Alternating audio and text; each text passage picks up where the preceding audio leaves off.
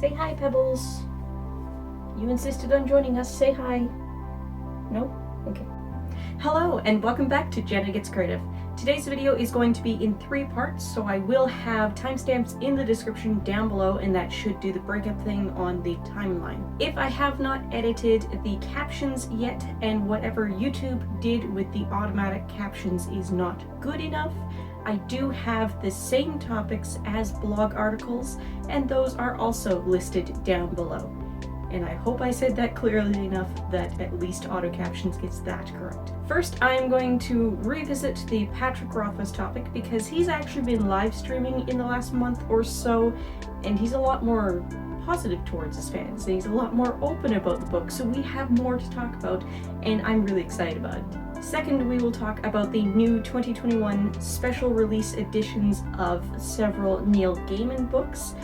They have some minimalist watercolor designs on the new covers, and it's causing a stir. And then third, I want to continue the book cover topic and just kind of praise and roast a few covers on my shelf. Alright, so first, the Patrick Rothfuss topic. Last time I talked about him, last time I wrote about him on the blog, his editor had gone public on Facebook, really shouldn't have, talking about how she hadn't seen a draft of The Doors of Stone. She hadn't seen anything from him, hadn't had any contact with him in over a year, and how she really didn't think that Rothfuss likes writing anymore or that he was writing anymore. And we talked about how the fandom in general just really didn't think that third book was ever going to come out. And there were theories about why. There's theories about maybe it's just too long. The whole trilogy is framed with this storytelling structure of 3 days. Each book is one of the 3 days of older Kvothe telling Chronicler his story. And the third book is just getting way too long, couldn't possibly be a day. Completely ignoring the fact that the audiobook for the first book is almost an entire 24 hours on its own, and they are certainly not sitting there for 24 hours, and the second book is way over 24 hours. It's almost 2 days. So, like, realistically, they are too long anyway. But the theory was that even Rothfuss himself realized that the third book was getting too long and it would need to be split. But that breaks what he's already published and what he's already set up. The fans suggested ways to get around that. There were also theories that he has done so much rewriting and improvements and additions to his story that what he had prepared for the third book doesn't work anymore at all, and he's stuck. He just doesn't know what to do with it. In recent weeks, he has been streaming and he has been open, somewhat apologetic about the fact that he was in a very bad place mentally in the last year, last 2 years, that kind of thing. He's been open about how he really wasn't communicating with anyone very well. He does seem to be sorry about it, a little bit. He still has an ego. But he's actually finally talking about The Doors of Stone. He's finally actually taking some questions. The most recent clip I saw, he did go off on a bit of a tangent that was still just a little bit of a back end. A little bit of a stop asking, but not so blatantly. But he is actually answering questions about the third book. And he's not shooting down all of the fans just wanting to know when the next book's coming. He hasn't given us a timeline, he doesn't have one, but he is writing it. He's telling us what he's working on. The most recent clip from his live streams that I saw, he was talking about Ventus coins from the land of Ventus that we visited in book 2. He's gonna go back there, apparently. And he's talking about the coins, and he's gone as far as to have these coins made so he can hold them and look at them and feel them, and they're being given away as part of his charities. And yeah, point being, he is writing The Doors of Stone, he is answering fan questions about it again, and he really does seem to be in a better place. So hopefully this does mean we're gonna get that next book somewhat soon. I am now hopeful that we will have it before the decade is out. I'm hoping we'll have it in the next couple of years. If you want to know more detailed thoughts about that, I will link the blog post down below in the description and the pinned comment. Alright, part 2, the new Neil Gaiman covers coming out this year, 2021. These will be a staggered release by HarperCollins throughout the year. I believe there are 10 that are going to be in the new covers. They've only released 8 of the new covers at this point, so I will only be talking about those 8, obviously. I'm going to be looking at the preview of my blog post that's going out today at noon, Monday, because I need to be looking at the covers and kind of seeing what I've already written. For your benefit, here on the video, I will put the new covers right over here. Alright, so I'm gonna butcher this name, but the artist is Henry Sene Yee. I'm sure I said that wrong, probably the middle part. So these are minimalist watercolor paintings done for the covers of Neil Gaiman's work. Gaiman himself tweeted out about this. When I was young, I marveled at the way that every decade, publishers would reissue books with new covers, and now it's happening to all of mine. We have really wonderful new covers coming in the US this year. Beautiful watercolors and book designs by @HSYee. Check them out. And then he has a little slideshow video. So I'm going to talk about the 8 that we can see now. I'm going to give my thoughts on them. First of all, we have Neverwhere. And as you can see, this is a implied staircase. It is a gradient of purples. It goes from dark, cool tones at the bottom, almost blue, all the way up to a kind of fuchsia, a very warm light color at the top. Now, Neverwhere is the city beneath the city of London. So, it's downward, it's below, it's under. If I had no context for this book, and I was just looking at this image, and seeing the title Neverwhere and knowing that it's fantasy, I would think about going up the stairs, up to heaven, up to a city in the clouds. That is not at all what Neverwhere is about. And I think because the fact that the gradient is going up the stairs, it's going from dark at the bottom up to light, our eye is drawn to that lighter color at the top.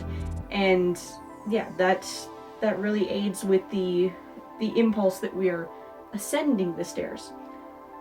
I wonder if this would feel more appropriate to me if the gradient went the other way, so the interesting thing is at the bottom of the stairs because we are going down into Neverwhere. Would I be enticed to pick this book up, seeing this cover?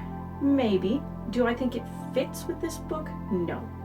What do you think? Tell me in the comments down below. Stardust. Possibly my favorite Neil Gaiman story. It's either Stardust or The Ocean at the End of the Lane. This one here really reminds me of a Van Gogh painting. It's the whole swirly sky type thing happening. We have the cadmium yellow, we have the cobalt blue. If you don't know anything about Stardust, this looks like a picture of the sun in the daytime sky. And again, that is not at all what this is about. This is the North Star, because our character Yvain is the North Star. And when Tristan, at the very beginning of the novel, in his mundane town of Ipswich, is trying to impress the girl he wants to marry, and he's saying, what if I go get that fallen star for you? Because he threw a stone up at the North Star and knocked her out of the sky. He doesn't know that yet. They witness a shooting star, and he says, what if I go and get that star for you? Would you marry me instead of the other guy? She says, well, yeah, if you can get a star for me. So he goes beyond the wall into the town, the world of Wall, and he finds Yvain. He doesn't know who she is at first, but then he's looking for the North Star, trying to guide himself home, and he can't find the North Star because here she is, it's Yvain. He has knocked the North Star out of the sky, and she's actually this beautiful woman. So that's what the cover is. Yvain as the North Star in the sky is what's on this cover. If you are a Gaiman fan, if you've already read this book, or if you've seen the movie, you understand this cover. If you have no context for Stardust, if you don't know what this is about, this looks like a sunny sky. It looks very generic, maybe a little bit art history Van Gogh, and you're not getting an impression of what this book is about. Do I like the cover? Yes, I love it. As a fan who knows what the story is. Do I think it's a good, enticing cover for the book from the perspective of somebody who's never read Gaiman before? No, I don't. I don't think this one is informative about the story. Would this make me pick it up if I knew nothing about Gaiman? Probably not. It kind of looks very, very blasé to me, but it might appeal to a wider audience, so maybe that's a good thing. I don't know.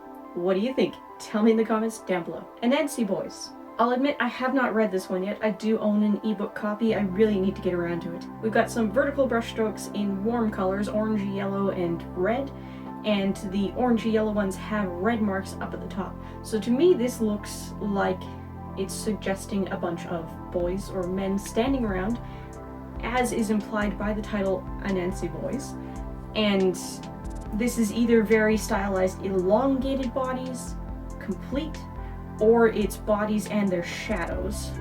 I do think the body illusion is helped by the fact that all of the lighter yellowy orange streaks have red at the top.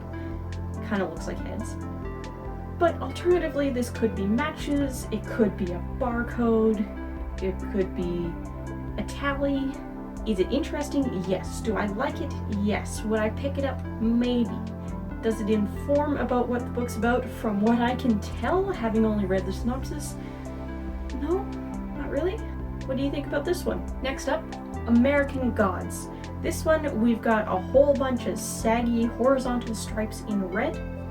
And if you look at the Reddit discussion about these new covers, people are going, it's so obvious, it's hitting us in the face. These are the stripes of the American flags. American God, American flags. There you go. That's what it is. Or they go, it's blood, obviously.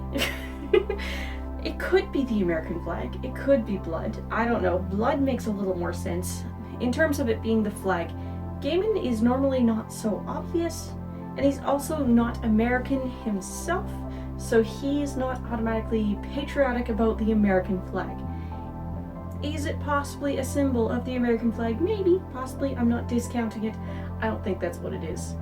I think there's some deeper meaning here, but I don't think that's what it is. I just mentioned Gaiman having input in this, and I didn't mention that at the beginning, so yes, actually, Gaiman did provide points of inspiration to the artist, and he has approved all of these. So I'm assuming that they all have a deeper meaning that Gaiman intends and likes. What I see when I see this, it looks like I'm up way too close on somebody's striped t-shirt, or possibly their beach towel. I don't like it. I don't think I would pick this one up without context. Let me know what you think down below. The Graveyard Book. This one, we have roughly a square, and it's divided in half. It's two different shades of gray. It looks like stone tablets or book covers, and that kind of fits. It's the Graveyard Book. Graveyards have a lot of stone in them, and it's a book. It's kind of on the nose. I would pick this book up no matter what because the title is interesting. I don't think I would pick this one up because of the cover. What do you think? Coraline. We have two vaguely human eye shapes drawn in a Payne's gray, and that is it.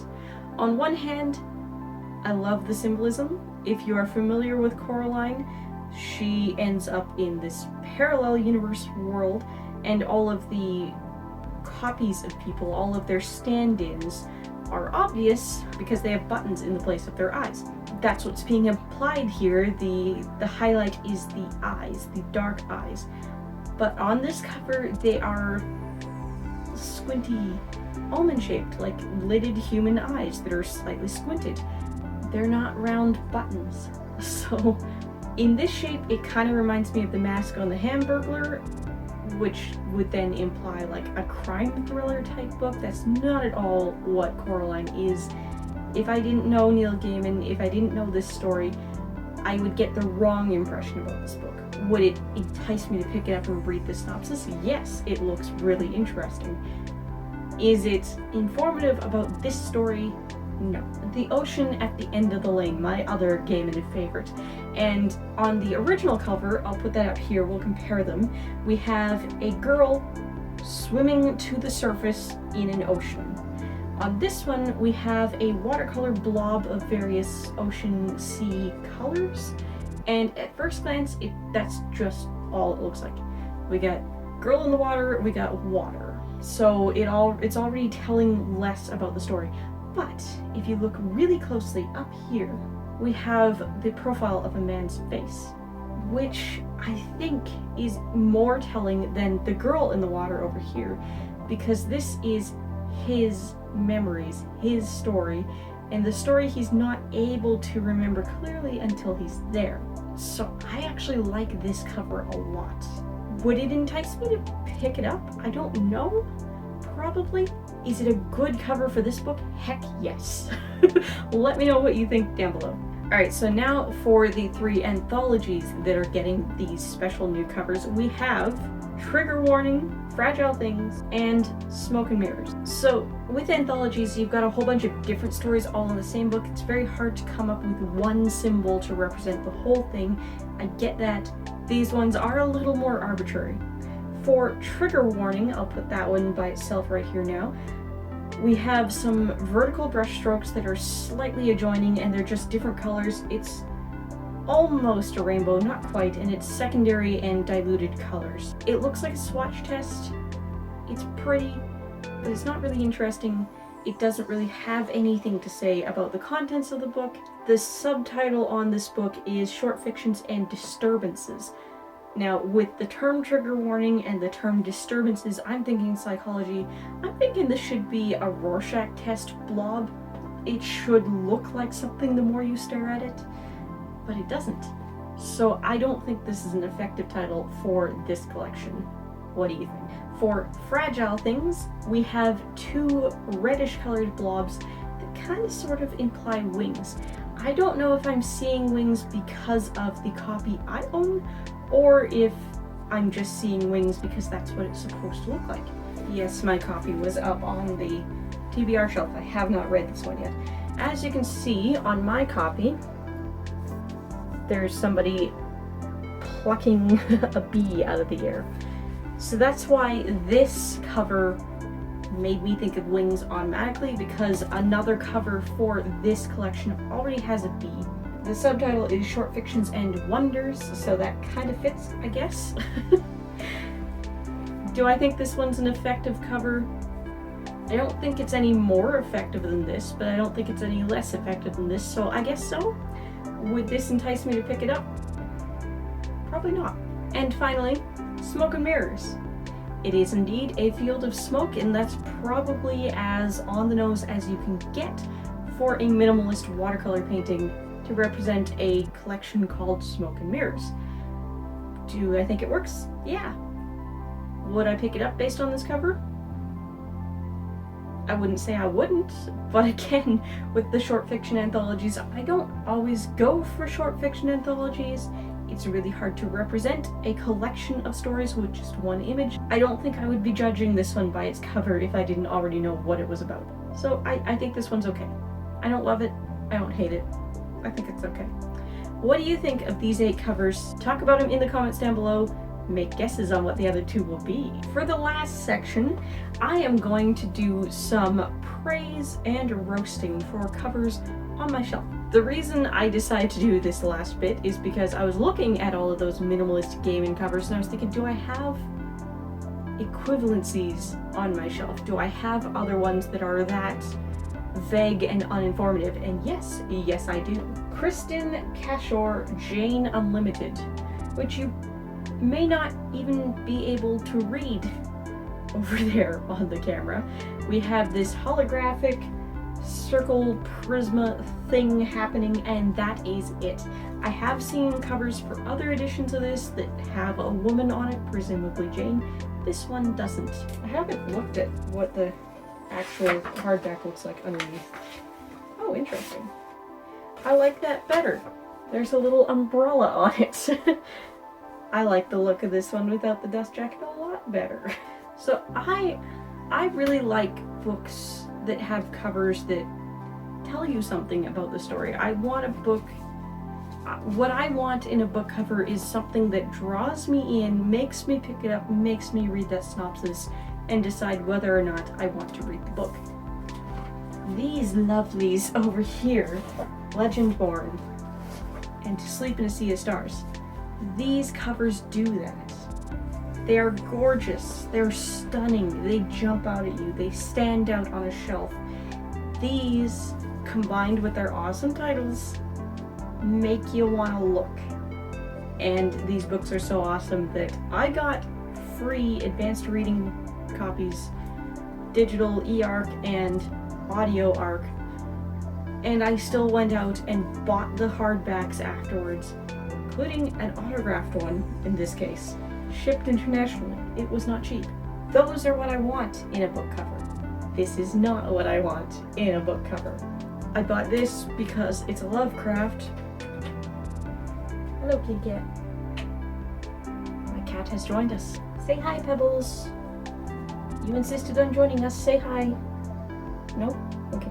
So I bought this one when I was in first year English courses in university, and we were studying Lovecraft. I had studied Lovecraft in high school in my advanced English classes, but then the second first year English course in university, we were specifically doing an occult genre focused course, so we did a lot of Lovecraft, and it was great, and I loved it, and I did not yet know exactly how racist this man was, so I wasn't looking for the racist undertones in his work. I won't read these ever again. I'm keeping this around only because it might be needed for high school homework when my daughter gets to be that age. All of these Library of America editions of all of these famous authors of old look like this. They're just plain black with some American flag color stripes and a picture, and it's boring. It tells me nothing other than this dead dude wrote it.